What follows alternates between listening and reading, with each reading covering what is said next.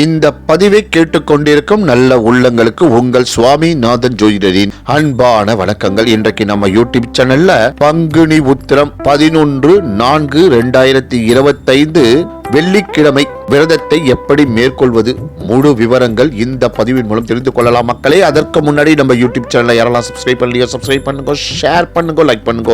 இப்போ பதிவுக்குள்ள போயிடலாம். ஆண் பெண் என அனைவருமே இந்த விரதத்தை அனுசரிக்கலாம்.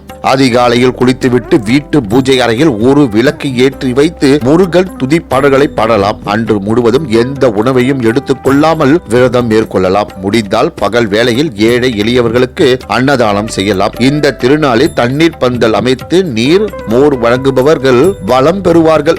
மாலையில் அருகில் உள்ள முருகன் கோவில் அல்லது முருகன் சன்னதியில் உள்ள கோவிலுக்கு சென்று முருகனை தரிசித்து வரலாம். பிறகு இரவில் சாத்வீகமான உணவை எடுத்துக்கொண்டு விரதத்தை முடித்துக் கொள்ளலாம். பங்குனி உத்திரத்திற்கு முந்தைய நாளிலிருந்து விரதமாக இருந்து நமது குலக்கோவில்களுக்கு சென்று வழிபட வேண்டும். நம்மாலான உதவியை வயதானவர்களுக்கு செய்வதன் மூலம் பெரியவர்களின் பரிபூர்ண ஆசிகள் நம்மை வாழ வைக்கும். தெய்வ திருமணங்களை தரிசிப்பதே நம் வீட்டில் மங்கள விழாக்கள் நடக்க வேண்டியதை நாம் சித்திப்பதற்காக அமைந்தவைகள் ஆகும். இந்த திருமண உற்சவத்தில் கலந்து கொண்டு இறைவனை தரிசிக்க திருமணம் கூடி வரும். இறைவன் அவதரித்த ஆராட்டு விழாக்களை இன்று நினைப்பதன் மூலம் குழந்தை பாக்கியம் உண்டாகும். பங்குனி உத்திரம் விரதம் இருந்து நாராயணர் லட்சுமி தேவியை அடைந்ததை போல் நம் வீட்டு பெண்கள் கடைபிடிக்கும் விரதத்தின் மூலம் வற்றாத செல்வம் உண்டாகும். கலைமகள் பிரம்மாவை அடைந்த நாள் பங்குனி உத்திரம் என்பதால் இந்நாளில் குழந்தைகள் ஆலயம் சென்று வணங்குவதன் மூலம் கல்வியில் சிறப்பை பெறுவார்கள்.